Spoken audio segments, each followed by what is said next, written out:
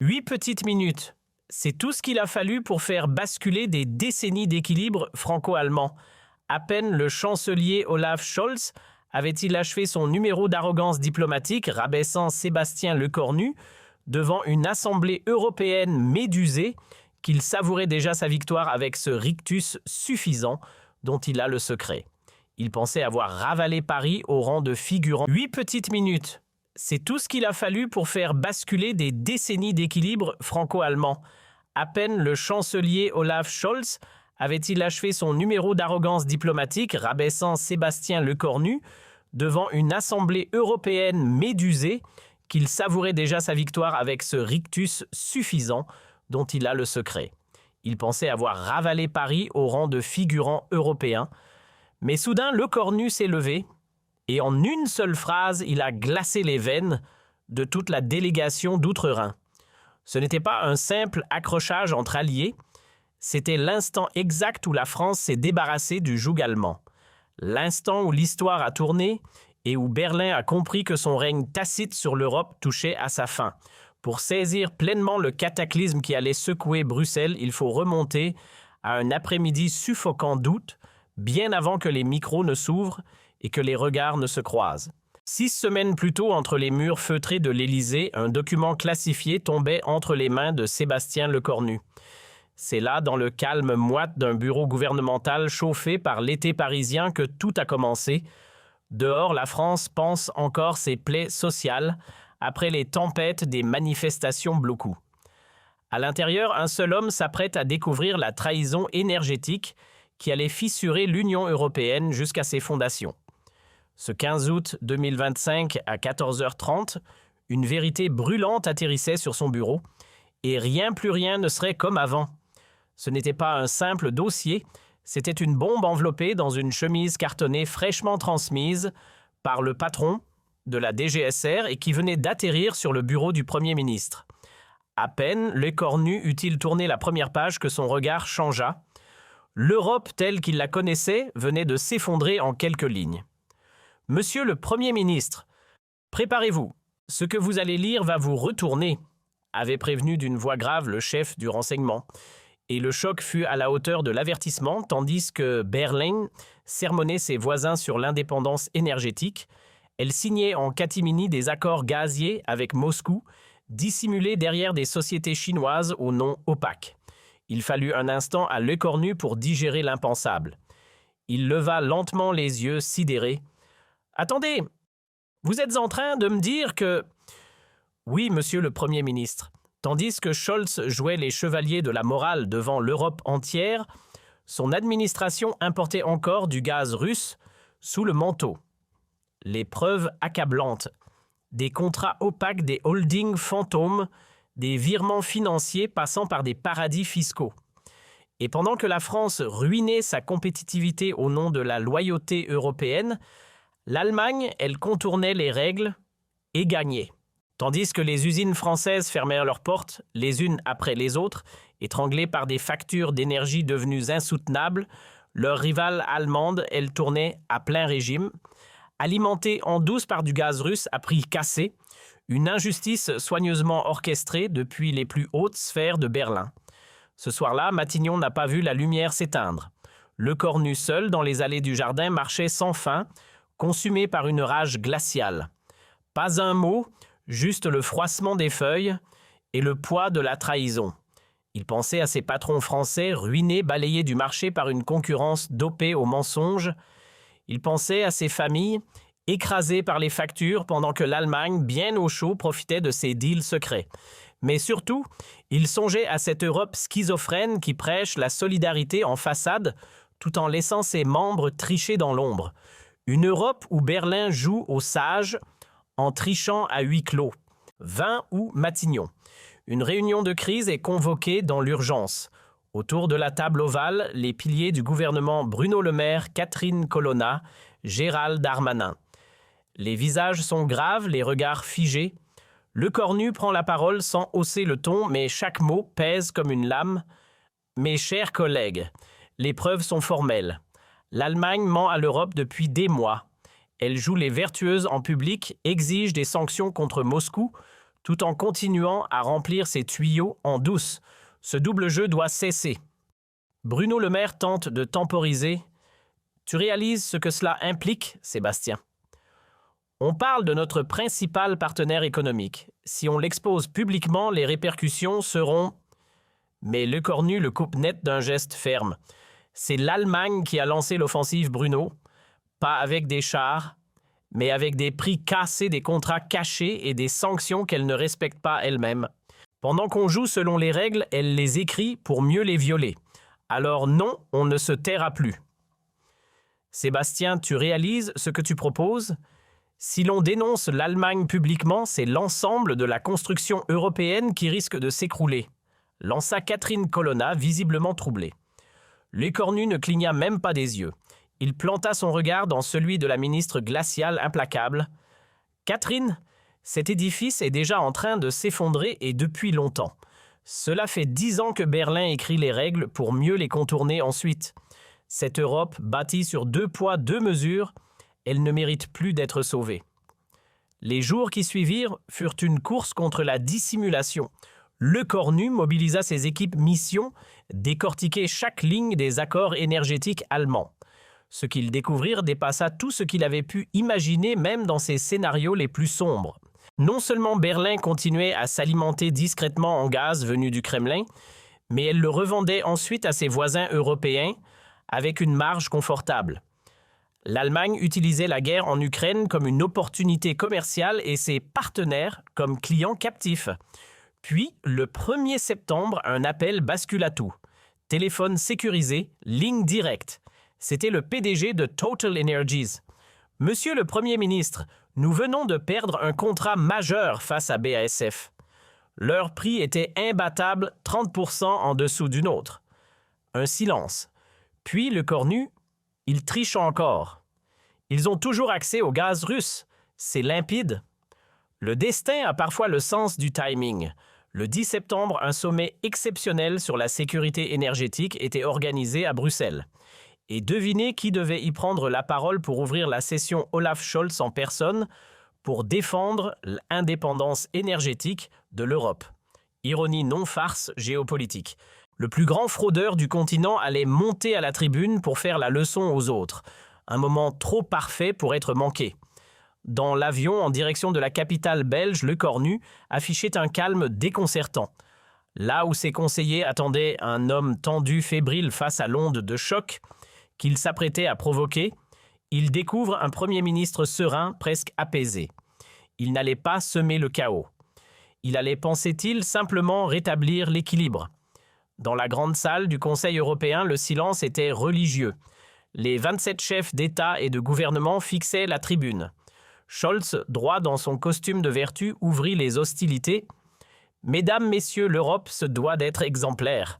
L'heure est venue de couper nos liens avec les régimes qui utilisent l'énergie comme une arme géopolitique. » Lecornu, installé à quelques pas, ne sia pas. Il souriait intérieurement. Le chancelier poursuivit imperturbable. « Certains pays ont encore du mal à se détacher du gaz russe. C'est humain, mais cela ne peut être toléré. L'Europe ne peut tolérer l'exception. Elle doit parler d'une seule voix dans la rigueur et dans l'exemple. » L'homme qui avait les mains plongées dans le pipeline gazier du Kremlin venait d'accuser les autres de faiblesse. Il n'a pas eu besoin de nommer directement la cible, tout le monde avait compris. Scholz s'était tourné vers Lecornu avec ce petit air satisfait, celui de l'élève modèle qui corrige son voisin de classe. « Prenons la France, par exemple, » lança-t-il d'un ton faussement neutre. « Elle maintient encore des accords énergétiques discutables avec certains pays de l'Est. Il serait peut-être temps que Paris comprenne que l'exemplarité européenne commence par l'exemple et surtout par le respect des règles que nous nous sommes données. » La salle retint son souffle. L'Allemagne venait d'humilier la France devant toute l'Europe, l'accusant à demi-mot de bafouer les sanctions. Scholz enchaîna sûr de lui. « L'Allemagne, elle a assumé ses responsabilités. Nous avons mis fin à Nord Stream. Nous avons diversifié nos sources. Nous avons prouvé qu'il est possible d'agir avec cohérence. Il est temps que les autres prennent le relais. » Puis vint la dernière salve, la plus crue sans filtre. Certains dirigeants préfèrent les discours enflammés aux réformes concrètes. les slogans faciles à la rigueur nécessaire. Ce dont l'Europe a besoin aujourd'hui, ce n'est pas de populisme énergétique, c'est de courage et de sérieux. Après le discours tranchant de Scholz, la salle sombra dans un silence presque surnaturel. Même le souffle de l'air semblait s'être figé. Charles Michel rompit le calme des réactions. Tous les regards convergèrent vers un homme Sébastien Lecornu. Et là, l'histoire s'écrivit en direct. Le Premier ministre français se leva lentement comme si chaque geste était pesé, mesuré. Il n'attendit pas qu'on lui donne la parole. Il ne consulta aucune fiche. Il se contenta de poser fermement les paumes sur la table, fixa Scholz droit dans les yeux et parla. « Monsieur le chancelier, je vous remercie. Vraiment. Cette brillante leçon d'éthique énergétique venant d'un pays aussi exemplaire que le vôtre est une source d'inspiration. » Le ton était courtois, les mots presque diplomatiques, mais dans cette voix claire, ferme et froide, il y avait une tension qui glaça la salle. Scholz pâlit. Il comprit que l'orage arrivait. Lecornu reprit. « Vous évoquez l'indépendance énergétique ? Très bien.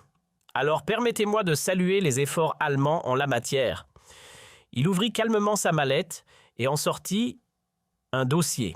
« Je suis venu avec quelques pièces qui éclairent à merveille votre définition de l'indépendance énergétique. » Ah, Lecornu fit glisser lentement le dossier hors de sa mallette comme un prestidigitateur sur le point de révéler son tour final. Il ouvrit le document avec une lenteur presque cruelle. Contrat du 15 juin 2025. Accord énergétique signé entre une société chinoise nommée Sinogas International et un fournisseur que vous connaissez bien, Gazprom. Quant au destinataire, surprise, c'est l'Allemagne. Un frisson traversa la salle. Silence glacial. Montant 5 milliards d'euros. Du gaz russe maquillé sous pavillon chinois. Scholz devint blême, mais Lecornu ne s'arrêta pas. Juillet 2025. Société écran énergie Asia-Europe. Même montage, même fournisseur russe, toujours le même bénéficiaire Berlin. 8 milliards. Puis il enchaîna implacable. Contrat du 22 août, 3 milliards. Contrat du 5 septembre, 1 milliard. Chaque chiffre claquait comme un verdict. Il releva les yeux, fixa froidement Scholz. Cela nous fait 3 milliards d'euros de gaz russe depuis janvier. Félicitations, monsieur le chancelier. Aucun pays européen n'a fait mieux que vous. Alors vous disiez exemplarité. Scholz tenta de bredouiller une défense. Des papiers, des explications. Des demi-vérités, mais Lecornu ne lui laissa même pas le luxe de finir sa phrase. « Des allégations vraiment, coupa-t-il glaçant. J'ai ici les factures officielles, les virements bancaires, les bordereaux de livraison. Vous souhaitez que je distribue des copies à vos collègues dans cette salle. » Un souffle d'effroi parcourut l'assemblée. L'évidence tombait comme un coup près. Certains dirigeants se ruèrent sur leur téléphone pour alerter leurs équipes. D'autres griffonnaient fébrilement dans leur carnet. Personne ne doutait plus de rien, il venait d'assister à une bombe diplomatique en direct. Et Lecornu n'en avait pas fini. Toujours imperturbable, il poursuivit le ton posé, mais les mots tranchants. « Et ce n'est que la surface. Pendant que l'Allemagne nous faisait la morale, elle revendait en douce ce même gaz russe aux autres pays européens, avec une majoration de 40%. Il marqua une pause, regard planté dans celui de Scholz. Vous n'étiez pas seulement complice de Moscou, monsieur le chancelier, vous étiez son distributeur officiel. L'effet fut immédiat. La révélation fit l'effet d'un obus au milieu de l'hémicycle.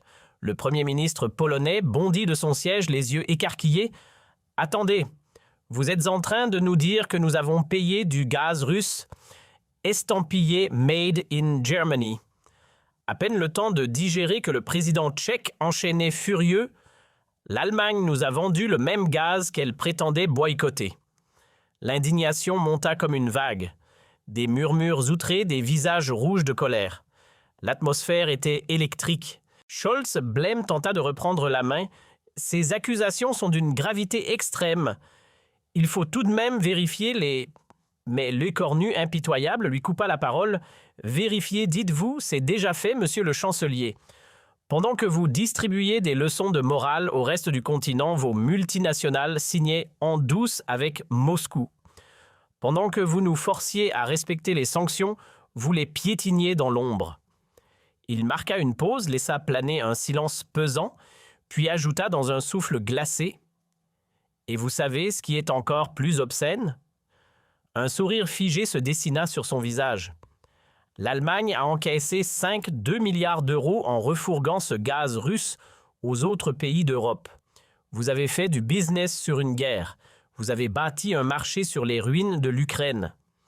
La salle encaissa le choc comme un direct en pleine mâchoire.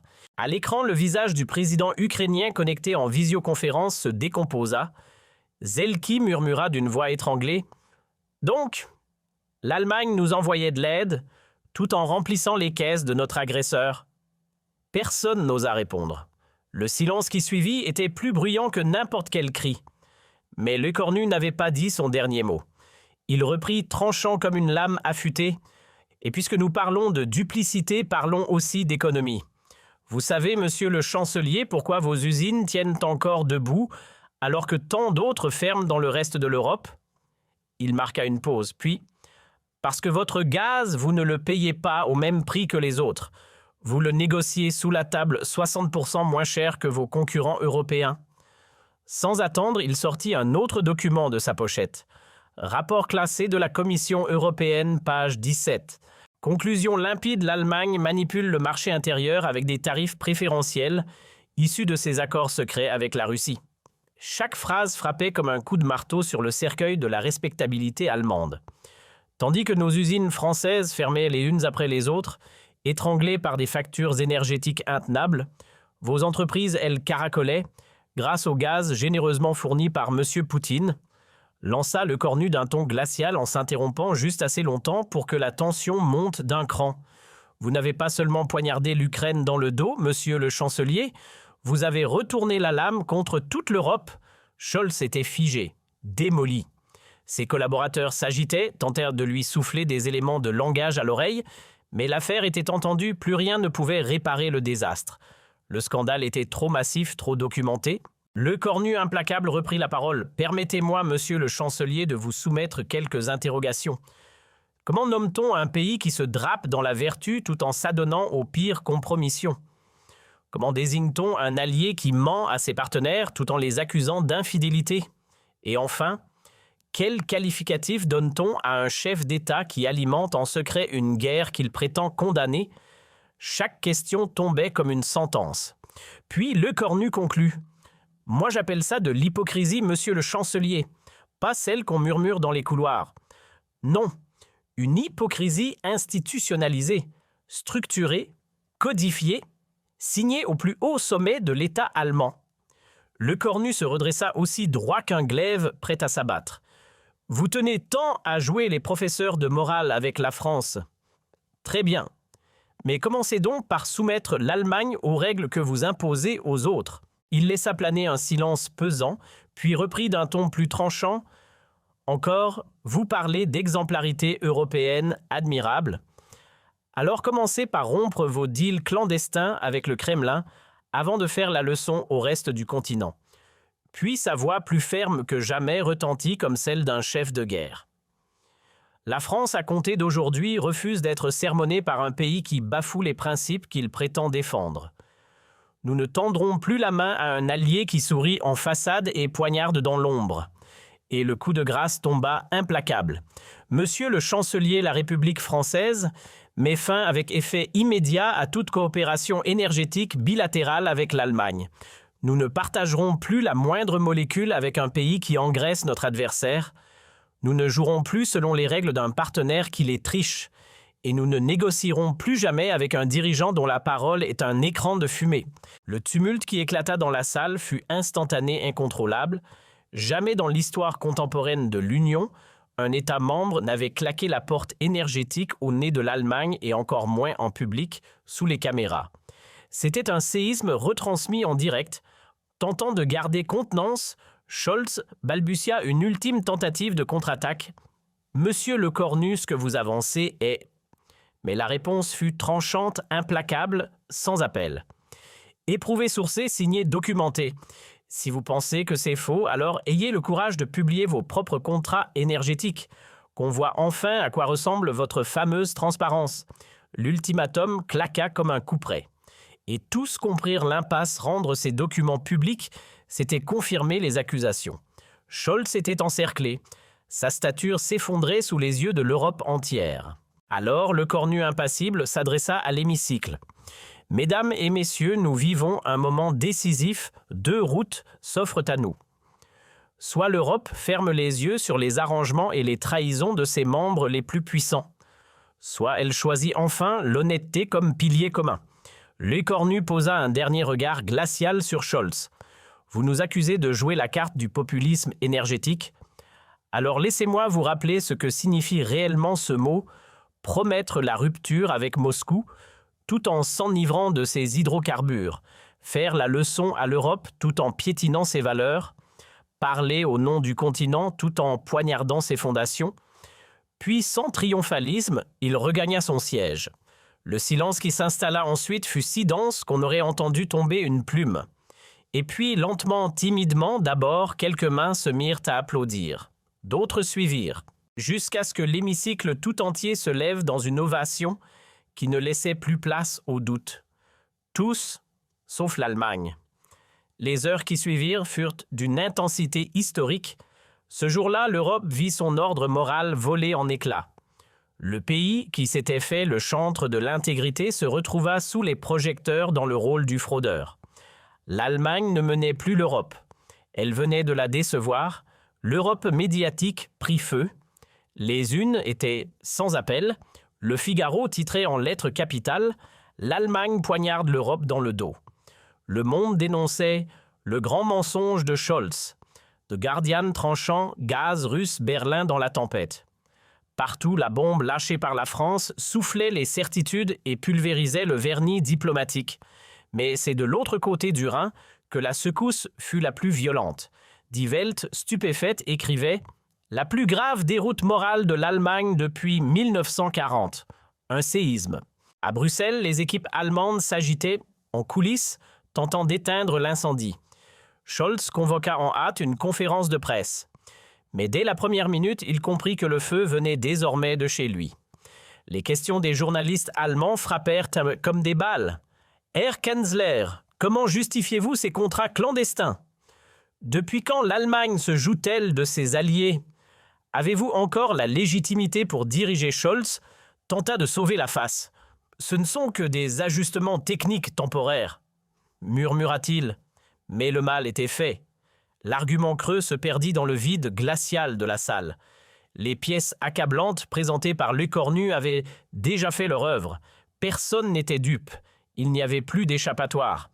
Côté français, la riposte fut fulgurante. Comme un raz-de-marée, l'opinion publique bascula en à peine 24 heures. La cote de popularité de Lecornu s'envola de 58 à 84%. Un record. La France n'avait pas vu ça depuis trop longtemps. Un Premier ministre venait de se lever face à Berlin et d'en sortir vainqueur. Les industriels français jubilèrent. « Enfin des règles du jeu équitables !» s'exclama le PDG de Renault. « La supercherie allemande est éventrée !» applaudit le patron d'Air Liquide. Un vent de fierté soufflait sur l'économie française. L'ombre de la domination allemande s'estompait. Mais le choc le plus violent n'eut pas lieu à Paris, mais à Bruxelles. L'exemple français devint contagieux. La Pologne exigea des réparations pour le gaz russe, déguisé en produits germaniques. L'Italie réclama un audit intégral des contrats signés par Berlin. Et les Pays-Bas pragmatiques posèrent une bombe politique. Il est temps de réécrire entièrement notre politique énergétique commune. 7 jours après le cataclysme de Bruxelles, Scholz tenta un ultime mouvement défensif. Il annonça vouloir clarifier les fameux contrats énergétiques allemands, espérant reprendre l'initiative. Mais le geste arriva trop tard, bien trop tard. Son crédit politique s'était évaporé, son aura d'arbitre moral de l'Europe s'était dissoute en quelques heures. L'Allemagne, autrefois moteur incontesté du continent, se retrouvait reléguée au rang de nation suspecte, isolée, scrutée avec méfiance. Et puis le 25 septembre, exactement 14 jours après la déflagration provoquée par la révélation française, l'impensable devint réalité. Le Bundestag, son propre parlement, adopta une motion de censure. Un événement inédit. Jamais dans toute l'histoire de la République fédérale un chancelier n'avait été écarté pour avoir trompé non pas seulement son peuple, mais l'ensemble de ses partenaires européens. L'Europe découvrait sous ses yeux l'effondrement politique d'un dirigeant que l'on croyait indétrônable. La chute de Scholz ne fut pas seulement celle d'un homme, c'était tout un empire d'influence qui vacillait. L'Allemagne, jadis chef d'orchestre autoproclamé du concert européen, se retrouvait seule à jouer faux dans un silence glacial. Fini les injonctions, les normes unilatérales, les sermons sur la rigueur Berlin, découvrait le goût amer de l'isolement diplomatique. Et les autres capitales ne se firent pas prier. On réclama des compensations, des audits, des excuses publiques. L'équilibre des forces bascula. Celui que l'on surnommait jadis le discret ministre des armées devint subitement la nouvelle boussole morale du continent. L'écornu par son audace face au double jeu allemand, ralluma une étincelle dans les chancelleries. Pedro Sanchez le dit sans détour, Sébastien nous a rappelé qu'on ne bâtit pas une union sur des mensonges, mais sur le courage de dire la vérité. Mario Draghi enfonça le clou. Grâce à la France, l'Europe s'émancipe enfin du gaz made in Berlin. Puis vint octobre 2025. Un mois charnière. L'axe franco-allemand, pilier historique depuis 1957, explosa. Mais surprise, ce n'était pas la fin de l'Union, c'en était la renaissance.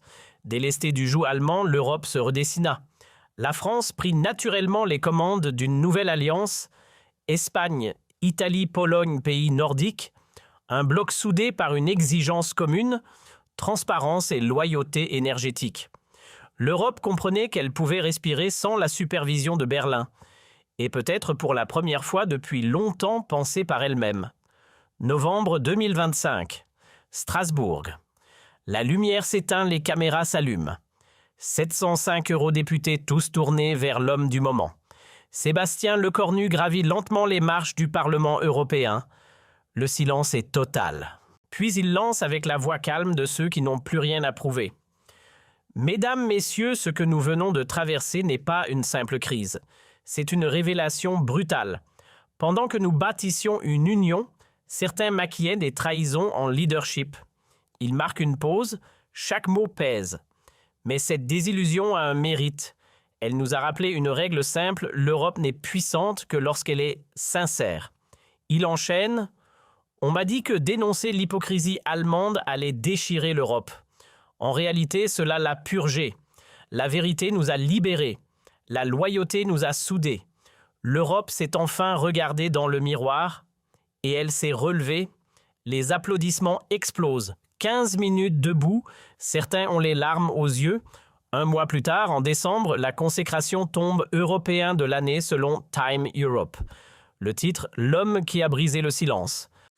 L'écornu, jadis ministre discret, devenu symbole d'un continent qui choisit l'intégrité.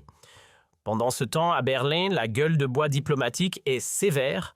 Saskia Esken, successeur de Scholz, enchaîne les excuses, les déclarations de repentance, les promesses de transparence.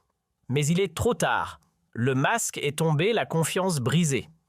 Et dans les couloirs de Bruxelles, une phrase revient comme un murmure collectif. L'Europe s'est réveillée et ce n'est plus l'Allemagne qui tient la lampe. Janvier 2026.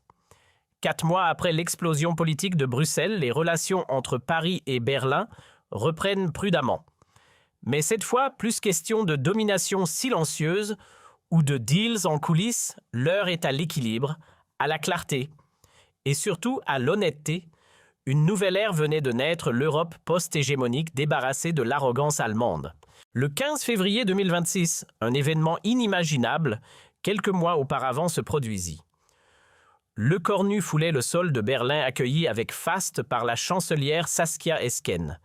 La symbolique était puissante, l'Allemagne reconnaissait officiellement que les règles du jeu avaient changé. Fini le temps où Berlin dictait l'agenda européen. Désormais, elle redevenait une voix parmi d'autres dans une chorale où Paris chantait désormais à égalité. Dans une atmosphère lourde d'histoire, Lecornu prit la parole au Bundestag. « Chers députés allemands, notre avenir commun ne pourra s'écrire qu'à 3 conditions, le respect, la transparence et l'égalité. » Il s'arrêta, regarda l'hémicycle droit dans les yeux. Cette époque où un seul pays menait l'Europe à la baguette, elle est derrière nous. Ce qui s'ouvre aujourd'hui, c'est une ère de coopération loyale entre nations souveraines. L'applaudissement fut massif, sincère. Et symbolique, l'Allemagne rendait officiellement les clés du leadership moral européen. La France, elle retrouvait son rôle historique, non pas celui de suiveuse, mais de copilote du destin européen. Quand les historiens retracent aujourd'hui le bouleversement de l'Union européenne, ils convergent tous vers une minute précise, gravée dans le marbre de Bruxelles le 10 septembre 2025 à 14h47. Ce jour-là, dans une salle feutrée du Conseil européen, un chef de gouvernement français se leva, fixa froidement le chancelier allemand et prononça cette phrase devenue légendaire. « Monsieur le chancelier, vous n'avez pas simplement cautionné Poutine, vous étiez son distributeur officiel sur le sol européen. » Ce fut l'instant où le mensonge chancela sous le poids de la vérité, et cette vérité portait l'accent français. 8 minutes, c'est tout ce qu'il fallut pour renverser l'équilibre d'un continent. 8 minutes, où la France releva la tête, balaya des années d'humiliation silencieuse.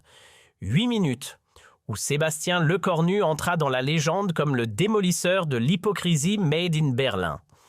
Quant à Olaf Scholz, il n'a jamais digéré ces 8 minutes fatales.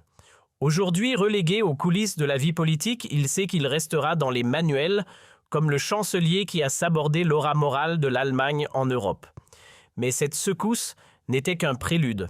Ce que peu savaient alors, c'est que la bombe lancée par Lecornu avait déclenché en coulisses une enquête ultra confidentielle au sein de la Commission européenne. Ursula von der Leyen, saisie par l'urgence, ordonna sans attendre un audit complet sur les pratiques énergétiques des États membres. 3 jours plus tard, dans un bureau feutré de Bruxelles, un rapport préliminaire tombait sur son bureau.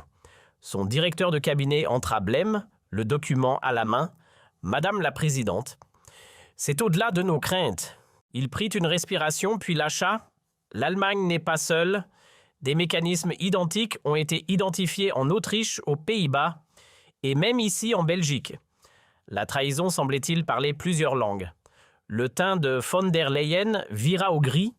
Ce qu'elle pensait être une faille périphérique s'avérait être une gangrène bien ancrée.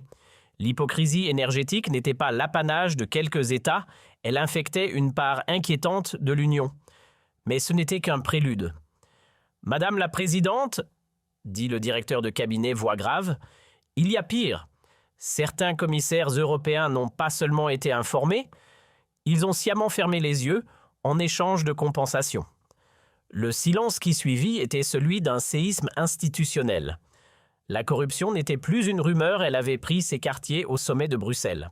En un éclair, von der Leyen saisit l'ampleur du dilemme qu'ouvrir des collègues compromis ou tenter de sauver ce qu'il restait de crédibilité à l'Europe. Mais pendant que Bruxelles tanguait sous les révélations, Paris s'embrasait. Lecornu, désormais au centre d'un véritable thriller diplomatique, recevait à Matignon un nouveau rapport de la DGSE. Le chef du renseignement arriva pâle, tendant un dossier classé confidentiel. « Monsieur le Premier ministre, nous avons intercepté des échanges entre Berlin et le Kremlin. Ce n'était pas qu'une affaire de gaz. » Il tourna la page. Ce qu'il lut glaça l'atmosphère. L'Allemagne n'a pas seulement importé du gaz russe en contournant les règles, elle a également transmis à Moscou des données industrielles sensibles de plusieurs pays européens en échange de rabais sur l'énergie. De la trahison économique à l'espionnage industriel. La ligne rouge venait d'être franchie. Et l'Europe, une fois de plus, allait devoir choisir entre la vérité ou l'effondrement. Ce n'était plus une simple affaire de dumping énergétique ou de duplicité diplomatique. Non, ce qui venait d'éclater, c'était une bombe à fragmentation morale. Car ce que révélait cette fois l'enquête allait bien au-delà des deals de coulisses. Avec Moscou, l'Allemagne avait livré à la Russie les joyaux technologiques de l'Europe.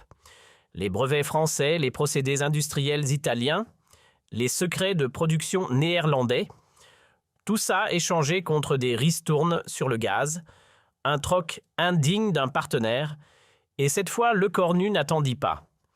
Le 20 septembre, exactement 10 jours après le séisme de Bruxelles, le Premier ministre français monta sur le podium de Matignon pour un nouveau coup de théâtre. Face aux caméras du continent et à une horde de journalistes médusés, il lâcha la sentence calme et tranchant comme une lame. « Mesdames et messieurs, nous pensions que Berlin s'était contenté de maquiller ses achats de gaz. Nous découvrons aujourd'hui qu'en plus de mentir à ses alliés, l'Allemagne a vendu leur savoir-faire à Moscou. Ce n'est plus de la duplicité, c'est de la trahison. » La stupeur était totale. Et cette fois, personne ne put dire qu'il ne savait pas. Il sortit un classeur épais comme une encyclopédie encore plus massif que le précédent. À l'intérieur, des documents explosifs, preuve irréfutable que Berlin avait transmis à la Russie, des informations ultra sensibles concernant nos industries de défense, nos programmes spatiaux et même nos brevets pharmaceutiques les plus stratégiques. Ce n'était plus un scandale énergétique, c'était de l'espionnage à grande échelle. L'Allemagne, jadis modèle de rigueur européenne, se retrouvait exposée comme le bras logistique et industriel de Vladimir Poutine en plein cœur de l'UE. L'effet fut immédiat. À Francfort, les marchés financiers plongèrent. Les actions de Siemens Mercedes BASF dévissèrent en cascade. Partout en Europe, les partenariats technologiques avec Berlin furent gelés. Des accords de coopération suspendus. Des ponts coupés. La confiance venait de s'effondrer comme un château de cartes. Mais le vrai séisme arriva de l'autre côté de l'Atlantique. La Maison-Blanche entra en ébullition. Joe Biden, furieux, convoqua en urgence l'ambassadeur allemand. Quelques heures plus tard, les États-Unis suspendaient tous les transferts de technologie militaire vers Berlin. Comment continuer à partager nos secrets avec un pays qui les livre à nos adversaires ? Lâcha le président américain dans une conférence de presse improvisée et glaciale. L'onde de choc gagna aussitôt l'OTAN. Jens Stoltenberg, secrétaire général de l'Alliance, annonça une mesure sans précédent. L'Allemagne serait temporairement écartée des réunions classées. Secret défense le temps que ces pratiques soient passées au peigne fin. Pour Berlin, ce fut un coup de massue diplomatique. Un désaveu monumental pour ce pays qui, depuis des décennies, se voulait le pilier incontestable de l'OTAN. En Allemagne, l'onde de choc n'attendit pas le lendemain. Le cataclysme politique fut immédiat. Le SPD de Scholz, déjà en perte de vitesse, s'effondra littéralement dans les sondages. En 2 semaines, il dégringola de 25% à un famélique 12%. Et pendant que les sociaux-démocrates vacillaient, la Fédé, l'extrême droite, flairant l'odeur du sang, se hissa à 28% en dénonçant la trahison des élites vendues à Moscou. Le socle démocratique allemand, si longtemps réputé inébranlable, commença à trembler. Le 1er octobre, la crise sortit des écrans pour envahir les rues. Des cortèges surgirent partout de Hambourg à Dresde.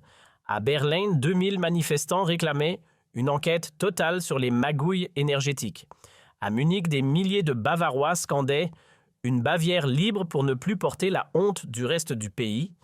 L'impensable devenait envisageable, l'unité de l'Allemagne était en train de vaciller. Et c'est dans cette poudrière nationale qu'eut lieu la scène la plus symbolique de toute cette affaire. Le 10 octobre, un mois jour pour jour après avoir lancé sa première bombe diplomatique, Sébastien Lecornu fut invité à s'exprimer à l'université Humboldt en plein cœur de Berlin. L'invitation ne venait ni du gouvernement ni des autorités, elle venait des étudiants eux-mêmes. Ceux qui voulaient entendre de vive voix l'homme qui avait osé briser l'omerta européenne. L'amphithéâtre était plein à craquer. 3000 jeunes venus de tout le continent tendaient l'oreille à celui qui avait mis Berlin à nu. Et l'ironie du moment n'échappa à personne. Un Français debout dans une institution allemande de prestige venu expliquer à ses hôtes la différence entre vérité et trahison. « Chère étudiante, cher étudiant », lança Lecornu d'une voix ferme couverte d'applaudissements. « Si je suis ici aujourd'hui, ce n'est pas pour parler du passé, mais de ce que nous ferons demain. » Il s'interrompit un instant, balayant la salle du regard. Puis, calmement, « On ne bâtit pas un continent solide sur les ruines du mensonge, pas plus qu'on ne fédère des nations avec la trahison comme ciment. L'Europe que je défends se construit sur 3 piliers, la vérité, la clarté et la confiance. » Les 45 minutes qui suivirent furent un tourbillon. Les ovations rythmaient chaque passage fort comme une symphonie de conscience réveillée. Quand il évoqua le courage de faire face aux puissants, même quand ils vous dominent, la salle s'embrasa. Quand il opposa le peuple lucide aux élites corrompues, toute l'assemblée se leva comme un seul corps. À cet instant précis, ce n'était plus une conférence, c'était une révolution intellectuelle. Le Cornu ne conquérait pas l'Allemagne avec des tanks, mais avec des idées. Mais c'est dans la dernière partie que le cœur battant de l'Europe s'est fait entendre. Il se tourna vers les jeunes Allemands. Son ton se fit grave, presque intime. « Vous n'êtes pas responsable des fautes de vos gouvernants. Mais c'est à vous, aujourd'hui, qu'il revient de choisir quel avenir voulez-vous porter. » Un silence. Puis il ajouta, posant chaque mot comme une promesse. « Voulez-vous perpétuer une Europe qui se voile la face ou une Europe qui regarde la vérité en face? Une Europe rongée par la corruption ou portée par l'intégrité ?» Et soudain, comme un cri du cœur, « Vérité, intégrité », le slogan jaillit reprise à l'unisson. Il n'était plus un simple homme politique. Il était devenu une voix. Quand les applaudissements s'estompèrent enfin, un jeune homme blond debout dans les gradins demanda la parole. Sa voix tremblait légèrement, mais chaque mot portait « Monsieur le Premier ministre, permettez-moi, au nom de la jeunesse allemande, de saluer votre courage. Vous avez osé dire ce que personne n'avait osé dire. Et à partir d'aujourd'hui, nous prendrons le relais pour bâtir une Allemagne digne de la confiance européenne. » Ce message, délivré dans un français impeccable par un étudiant de Berlin, fit le tour des chaînes d'infos et inonda les réseaux sociaux. Un symbole, un choc, un tournant. En l'espace de quelques jours, ce que nul n'aurait imaginé quelques semaines auparavant se produisit, l'opinion publique allemande vira de bord. Les sondages parlaient d'eux-mêmes, 67% des Allemands soutenaient les révélations du chef du gouvernement français. Et chose encore plus surprenante, le Cornu était désormais plus apprécié outre-Rhin qu'à Paris. Une première depuis la Seconde Guerre mondiale. Ironie de l'histoire, c'est en dénonçant un mensonge allemand que la France retrouva l'estime du peuple allemand. L'écho de cette popularité ne mit pas longtemps à se transformer en raz-de-marée politique. Lors des élections régionales allemandes d'octobre 2025, les partis alignés avec Le Cornu remportèrent des victoires inattendues, voire spectaculaires. Les Verts, premiers à avoir tiré la sonnette d'alarme sur les combines énergétiques secrètes, virent leur score doubler. Die Linke, qui avait fait de l'intégrité une croisade, réalisa un score historique jamais vu depuis le 15 novembre 2025. La leçon était claire, l'Allemagne ne voulait plus de l'ombre, elle réclamait la lumière.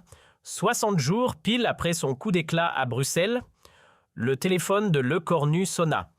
Sur l'écran, un nom improbable, Angela Merkel. Depuis son refuge bavarois, l'ancienne chancelière parlait d'une voix calme mais grave. « Sébastien, je tenais à vous appeler personnellement. Ce que vous avez fait n'était pas contre l'Allemagne. C'était pour elle. Vous nous avez évité le pire. Grâce à vous, nous avons ouvert les yeux. L'histoire ne l'oubliera pas. » Quand celle qui avait dirigé la première puissance d'Europe pendant 16 ans vous remercie pour avoir révélé un scandale, cela vaut plus que 1000 décorations. Ce jour-là, la victoire morale de Le Cornu ne faisait plus débat, même l'Allemagne reconnaissait sa dette. Il n'était plus seulement l'homme qui avait dévoilé l'imposture, il était devenu celui qui avait changé les règles du jeu européen. En décembre 2025, à peine 3 mois après la déflagration de Bruxelles, l'Union européenne adopta un nouveau paquet législatif, les désormais célèbres accords Le Cornu. À partir de ce jour, chaque contrat énergétique signé par un État membre devait être rendu public. Et toute collaboration avec une puissance sanctionnée devait d'abord recevoir le feu vert de la Commission européenne. Mieux encore, toute tentative de dissimulation énergétique devenait un délit communautaire, pouvant mener à une exclusion temporaire de l'Union. L'Europe venait de se doter pour la première fois d'un arsenal contre la corruption énergétique. Et cet arsenal portait un nom, Le Cornu. C'est ironiquement le pays coupable qui fut le premier à appliquer les nouvelles règles. L'Allemagne, contrainte par l'onde de choc, prit les devants. Saskia Esken, la chancelière fraîchement nommée, rendit publique chaque clause, chaque signature, chaque ligne des contrats énergétiques passés par Berlin. Et pour en garantir la probité, elle confia les clés du tout nouveau Haut Commissariat à la transparence énergétique à un juge français envoyé tout droit de Paris. Ce n'était plus une gifle, c'était un aveu mis noir sur blanc, une humiliation sans aucun doute, mais aussi une mue nécessaire. le 31 décembre pour ses vœux à la nation. Le cornu ne se contenta pas de faire le bilan. Il fit l'histoire. Françaises, Français, il y a 4 mois encore, notre continent étouffait sous des couches de mensonges. Aujourd'hui, il respire à nouveau porté par la force de la vérité. Il y a 4 mois, l'Allemagne nous imposait sa domination masquée sous de faux principes. Aujourd'hui, nous l'aidons à se relever en lui tendant le miroir de l'honnêteté. Il y a 4 mois, nous étions la cible des manipulations. Aujourd'hui, nous sommes devenus la boussole morale de l'Europe. Et puis cette phrase désormais gravée dans la mémoire collective. À Bruxelles, ce jour de septembre, je n'ai fait qu'une chose, dire tout haut ce que l'Europe taisait depuis 20 ans.